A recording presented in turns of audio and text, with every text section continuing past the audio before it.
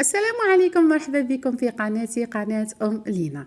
اليوم حضرت معكم كيكة البرتقال، يعني كيكة ربيعية وبامتياز. ما نحكي لكمش على البنة وعلى الرائحة وعلى الشكل. بالنسبة لطريقة التحضير، تبغي ديريها في لي بواط كيما انا درتها، تبغي ديريها في بلا الاستعمال العائلي، انتيا والاختيار تاعك.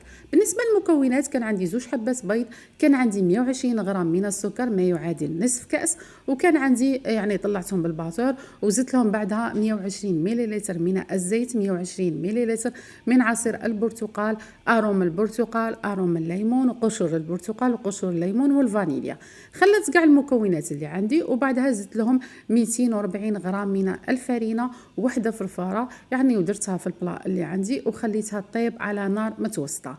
بعدها نروحوا للفلون، راح نستعمل 240 مليلتر من عصير البرتقال، ونزيد له 2 ملاعق كبار من المايزينا، 2 ملاعق من السكر واروم الليمون واروم البرتقال. كي يبرد عندي، كي نكمل الخليط نديره فوق الغاز ويتقال، غادي نزيد له ربع كاس من الماء. بالنسبه لاكريم، كان عندي كاس من الشونتيلي، كاس من عصير البرتقال، نطلعهم ونتحصل على هذيك الكريمه ونخليها تبرد.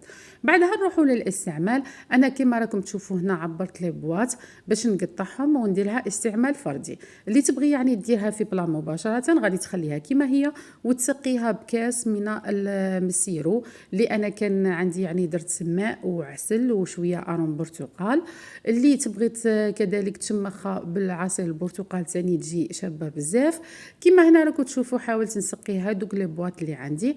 غادي نستعمل 2 ملاعق كبار، اللي تبغيها مشمخه اكثر غادي دير 3 ملاعق.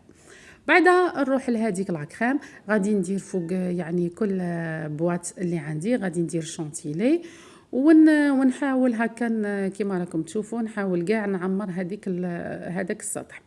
وفي هذا الوقت اللي غادي نحضر فيه هذاك الفلون باش ما يبردش معايا، هنايا غادي نحاول نملس كاع هذاك الوجه مليح، وبعدها غادي نفرغ عليهم هذاك الفلون اللي كنت خليته برد غير شويه. وكما قلت لكم كي نتقله فوق الغاز غادي نزيد له ربع كاس تاع ماء، غادي يعاونه شويه باش يزيد يبرد. كما هنايا كما راكم تشوفوا حاولت كاع هذاك الوجه نملسه مليح، وبعدها استعملت واحده سباتول كانت عندي صغيره، نتيا والحاجه اللي متوفره عندك غير باش يكون هذاك السطح اشباب. بعدها غادي ندير هذاك الفلون اللي عندي ونخليها تبرد. وفي التزيين تبغي ديري كاوكاو افيلي، تبغي ديري كما انا درت شرائح البرتقال، شرائح الليمون، فراوله، اللي متوفر عندك في البيت. وبصحتكم.